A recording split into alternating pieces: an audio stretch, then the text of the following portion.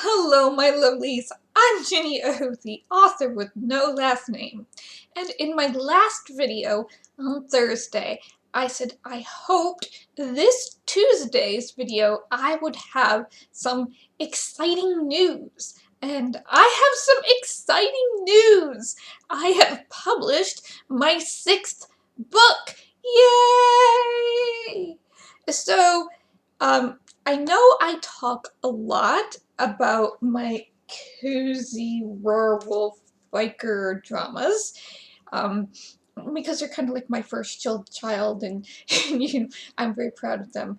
And I know I talk about them a lot, but I don't talk a lot about my other series of books, mostly because they, as a trilogy, weren't actually finished, and now they're finished, and so now I can talk about them more. So, um, so on Sunday, so much for Amazon saying, we need 72 hours to publish your book. So on Sunday, the paperback version of book 3 in this trilogy went live.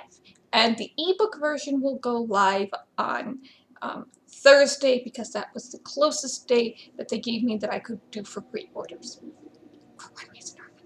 So, this is a series called Thwarting Expectations. Let me make sure you can see the covers.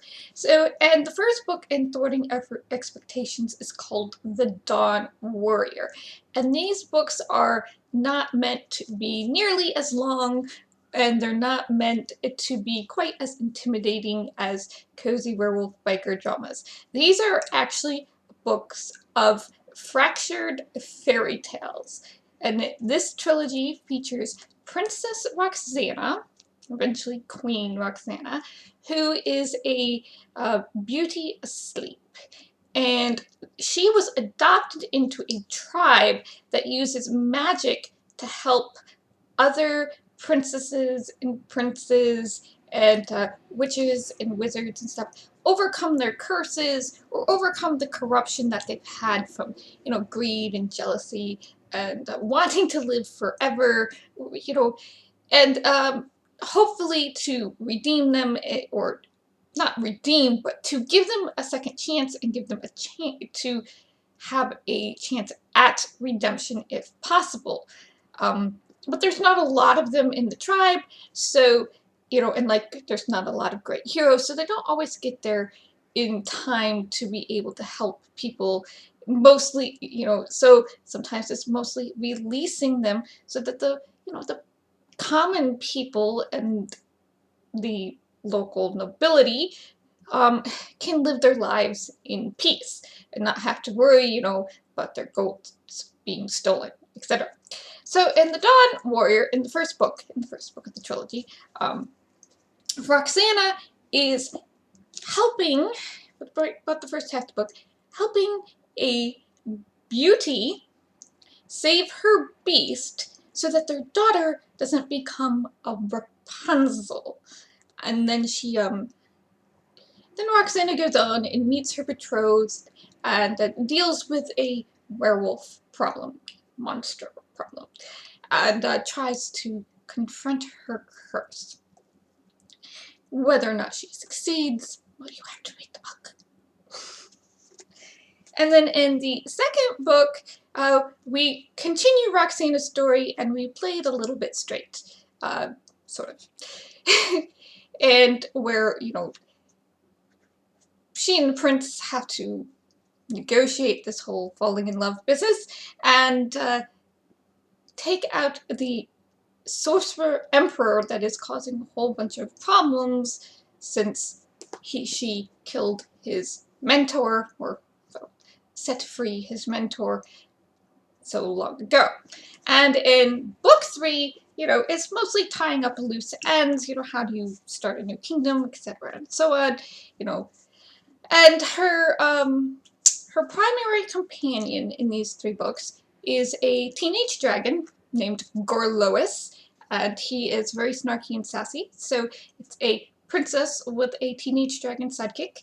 And in the second book, I bring in a little baby dragon who is kind of like a kitten, almost, gets into lots of trouble type of thing. And so, there's, yes, magic and dragons and fae and dwarves, and yes, the dwarves are Australian, okay? I thought it was funny. So just imagine Bruce the shark as a dwarf, or, the Easter Bunny, aka Hugh Jackman from the Guardians of Time, Guardian series, as a dwarf. So, uh, I have a lot of fun writing these books.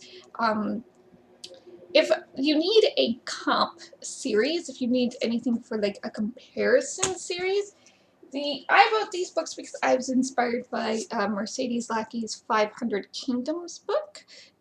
But I wanted the protagonist of these stories, the fractured fairy tales, I wanted the protagonist to be more like some of her Valdemar books, like with Carowin. I wanted them to be more of a warrior rather than, some, the fairy godmother type of thing. She does or the random, the princess. So I really wanted I love fractured fairy tales. I love mixing up fairy tales. I love ragging on fairy tales too. That comes up a bit. I wanted to see these different, how I could take these legends and lore, and dovetail them together, but not in quite the insane way of Once Upon a Time, the TV series. So, but if you need a comp series, if you love Mercedes Lackey's 500 Kingdoms, or even her Elemental series, where the Victorian fairy tales played out pretty straight in Edwardian Victorian times, you might love my books. You might like these. Okay? Now, my dad, I know this is like one of those things where, but he's your dad, he thinks you're pretty. Okay, yeah. Well, my dad really, really likes this one, and he is very, very salty that traditional publishing did not pick it up. I have heard about this like 3, 4, 5 times since I published it. I don't understand why traditional publishing didn't pick this up. I don't know. And I've tried to explain it to him a couple of times, why that they might not have picked it up. But he's very, very salty about that. He likes the first one better than he likes the second one. I did not ask why. He didn't articulate why either. But that's okay. You're allowed to like different books more, in the same series. Sometimes books get a little sequelitis. But I like them both. I like them both the same. I just like writing fun little books that, I want to read with, that kind of lighthearted happiness. And, yes, there is a theme, there is kind of a new adultish, young adultish theme of, finding where you belong, or finding a group of people to belong to type of thing. Not compromising who you are, as long as you're not hurting anybody, That's very important. As long as you're not hurting anybody, there's no need to compromise who you are. So the third book is titled The Dawn Queen, and I will put the series link down below. And unfortunately, because it just was Sunday, I do not have an author's copy myself yet. So I will be getting one to add to my shelf, which means I'll probably have to be moving some books around on the sci-fi side. And I'm just so very excited to finally get that out, because it was supposed to come out in 2020, and I think I spent most of 2020 writing some like post-fiction guides, basically what goes on after you finish your manuscript. And the first one was called I Finished a Book, Now What?, which was explaining the different types of editors, the querying process. Do you want to go traditional publishing, or do you want to go independent publishing, what you had to do for each one, a little bit about social media etiquette, that type of thing. And then I also wrote one called 16 Signs Your Book Is Not Ready to Be Self-Published, where I went over very 16 common weaknesses that I see in self-published books that I was really wanted to make this channel an indie review book channel, and then realized that's a lot of work because, you know, maybe 20% of them I can actually review and say good things about. But that's the same thing for, you know, for published books too. I mean, I have this really thick thing that of slips from my local library that where, you know, I read the book and then leave myself little notes about, you know, which one did I finish, which one didn't I finish, why didn't I finish it, you know. So it's about the same, you know. There's a 50-50 chance, 80-20 chance that I might finish a traditional published book just as much as I might finish an indie published book. And then the last one was how to succeed if you don't want to play the algorithm game, which means you have to change your entire view of what success is. Success does not equal money. Success equals eyes on your screen. So if that means, you know, you're going to Royal Road and you're updating twice a week, or you're going to a Reddit and you're updating there, or you're using AO3, which I don't recommend, but, you know, at least on AO3 it's an archive versus Wattpad, which is like Amazon. So I spent 2020 working on those, and they're all for free on my website and books page. And then the Panini happened. Just awful.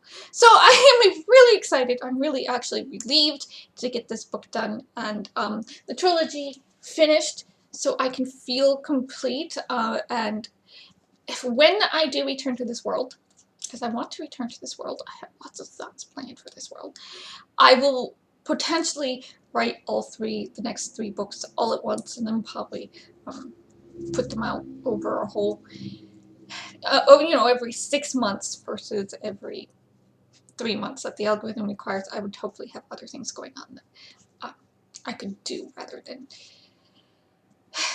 having to publish these every 3 months. For goodness sakes, it just does not work for me. Not when they're 110,000 words long. At, you know, I think the longest one's 120 and the shortest one is almost 90. So, you know, that's a lot of words to be putting out every 3 months. So hopefully the next trilogy, the next 3 I write for this, because I want to keep them in trilogies, will be written all at once, and then I'll be able to publish it without, you know, maybe every 6 months or every year. I don't know. But I did try to set up the next trilogy in the ending of this trilogy, you know, just what's coming type of thing. It might involve swan maidens and snow whites and rose reds and bear princes. Maybe, just maybe. And, but otherwise, what's coming next for me is I am going to return to working on Cat Girls Solving Mysteries, because they're short, and because they are short, I can write like 2 or 3 of them rather quickly, and I'll want to get them all edited up and a whole bunch of book covers done for them. That way I can have 6 to 9 of them completed and then publish them every 3 months on Amazon to appease the algorithm. But, so Cat Girls Solving Mysteries in a little fantasy type city, in a fantasy country. So there's, you know, there's going to be, well, obviously cat people, and magic is part of the world, but they're very kind of light. Nancy Drew, Hardy Boy, Scooby-Dooby-Doo, maybe you know Mandy if you read Christian books. You can still get those, actually. So they're Nancy Drew and Harriet the Spy and Thelma from Scooby-Dooby-Doo run a cafe, a cat-themed cafe, and solve mysteries in their neighborhood. And the first one, they find a treasure trunk in their garret and have to find out who it belongs to. And then the second one, there's some funny money, some counterfeit money going around, so they want to figure out who's making the counterfeit bills and, you know, bring it to the attention of the authorities once I know who it is. And the third one is about the missing subway blueprints. Somebody has stolen the blueprints for the subway, probably for nefarious reasons, and the 3 of them work together to find out where the blueprints are and to return them to the authorities again. And the fourth one is there is something strange going on at the back door of the rug shop down the street, and they're going to need to figure out what it is and, you know, put a stop to it. As you can imagine, the authorities are very vexed because they can't prove it's them. And they won't stop either. Oh well. So that's what will be coming from me next, potentially. That's what I want to work on. Whether or not my brain is like, I want to chew on something else for a little while, it's, you know, up to my brain. But I really do want to work on more of the Cafe Tortley cat girls solving mysteries. So, new book! 6th book I've published. Yay! And it's on Amazon. The paperback, I believe, is $15.99. Got to keep up with those market forces. The paperbacks for these are $15.99. The paperbacks for these are $18.99. So I'm just, and they're trade paperback size, 6x9. So if these were smaller, the mass paperback, they'd probably be a little thicker looking. And I do the font inside at 11. So this is an 11-point font. So lots of words. So there should be about 2,000 words per chapter, and just because of the book, the trim size is so big, it makes the chapters seem shorter than they actually are. Very obnoxious, to be honest. Then the ebook is $3.99. I used to say that's the cost of a cup of Starbucks coffee, but I don't know if that's true anymore. And for now, I'm going to keep them at $3.99, but probably within the next 6 months, I will be upping them to $5.99 or $6.99. Nobody is really charging $3.99 for an ebook anymore. I do have some short stories up there too on my account for the Cozy Werewolf Drama Series, and those will remain, you know, $1.99, $2.99, you know, they're short. But so $15.99 for a paperback, $3.99 for an ebook, just depending on what you like. I do the paperbacks for convenience sake. I don't expect people to buy them, you know, 100%. You know, a lot of people want to run around with their Kindles, but some people want the paperbacks, so I do have the paperbacks available. Alright. So, yay! I'm just so excited. So, thank you for listening. Take care of yourselves. Bless, stay safe, and I will see you in the next video.